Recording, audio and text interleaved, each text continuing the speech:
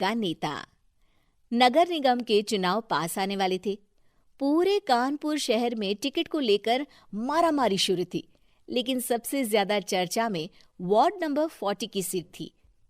वो इसलिए क्योंकि इस बार वहां की सीट महिला के लिए आरक्षित थी। अब सवाल ये था कि चुनाव लड़ेगा कौन। इससे पहले ठाकुर साहब वहां से पार्षद थे और इस बार उन्होंने अपनी पत्नी सीमा ठाकुर को टिकट दिलवाई और ठाकुर साहब की शान के कारण सीमा जी ने 20,000 वोटों से चुनाव जीत लिया।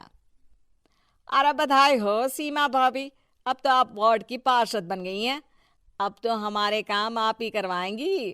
अरे ये तो सिर्फ नाम की पार्षद बनी है, वो तो महिला सीट आ गई, वरना पार्षद तो मुझे ही बनना था। अब भले ही चेहरा इसका होगा, लेकिन पावर तो मेरी ही होगी। अरे वाह भाई साहब, क्या दिमाग लगाया है आपने भी। आइए आप लोग, खाना लगा दिया है सबके लिए। सीमा जी पार्षद बन चुकी थीं, फिर भी उनकी एक ना चलती। सारे काम ठाकुर साहब खुद ही संभाल लेते और जहां जरूरत पड़ती वहां सीमा जी का अंगूठा लगवा लेते। सीमा जी ज्यादा पढ़ी लिखी भी नहीं थी। एक दिन ठाकुर साहब और सीमा एक प्रोग्राम में जाते हैं। अरे ठाकुर साहब, आप आ गए। ओहो, पार्षद मैडम भी आ गई हैं। स्वागत है आप दोनों का। लगता है हमारे पार्षद फंड का सही इस्तेमाल हो रहा है। चलिए अब उद्घाटन करते हैं। ये लीजिए ठाकुर साहब कैची, आप ही सबसे पहले प्रवेश कीजिए। सब लोग आगे निकल जाते हैं और सीमा जी पार्षद होने के बावजूद भी पीछे खड़ी रह जाती हैं। वो देखती हैं कि वेलकम बोर्ड पर उनका नाम है, लेकिन महिला होने के कारण कोई उनका सम्मान नहीं कर रहा। अगले दिन एक आदमी उनके घर आता है। अरे ठाकुर साहब नमस्कार। कल ना हम नोटिस किए कि हमारा घर तो अवैध है और नगर निगम वाले उसे तोड़ने आ रहे हैं। अरे कुछ कीजिए ना ठाकुर साहब। देखो भाई, मैं तो ज्यादा कुछ कर नहीं सकता, पर अगर तुम सबकी जेब गर्म कर दो तो कुछ हो सकता है। कुल मिलाकर 4 लाख लगेंगे। अरे 4 लाख ठाकुर साहब? अरे भाई, मैं अपने लिए नहीं मांग रहा हूँ। दरोगा है, इंजीनियर बाबू है, बड़े साहब है, सबको देना पड़ता है ना थोड़ा थोड़ा। बोलो है मंजूर? तभी वहां अचानक सीमा जी आ जाती हैं। अरे ये आप क्या कर रहे हैं? पहले इन्हीं लोगों से तो आपने वोट मांगे, अब इनसे ही पैसे ले रहे हो। अरे चुप रहो तुम, तुम्हारा काम है सिर्फ अंगूठा लगाना, तुम वही किया करो। मुझे दूसरे काम तुम मत सिखाओ, समझी? और तुम ना जाओ, अब पैसे लेकर आओ, वरना जेसीबी किसी भी वक्त आती होगी।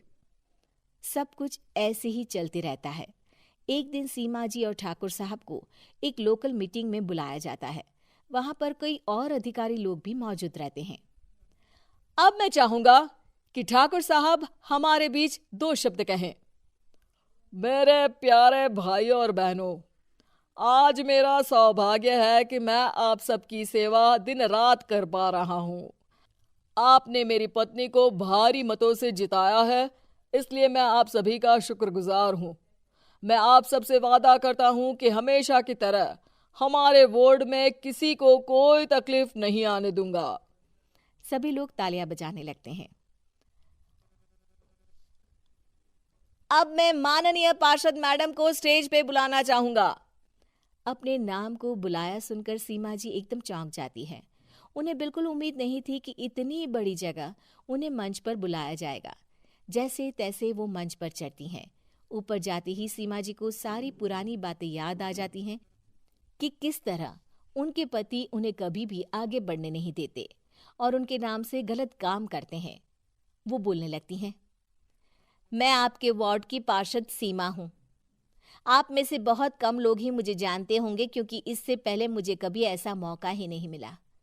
सारे मौके मेरे पार्षद पति यानी आपके ठाकुर साहब ही लेते रहे, लेकिन आज ये मौका मुझे मिला है तो मैं इसे ऐसे ही नहीं जाने दूंगी।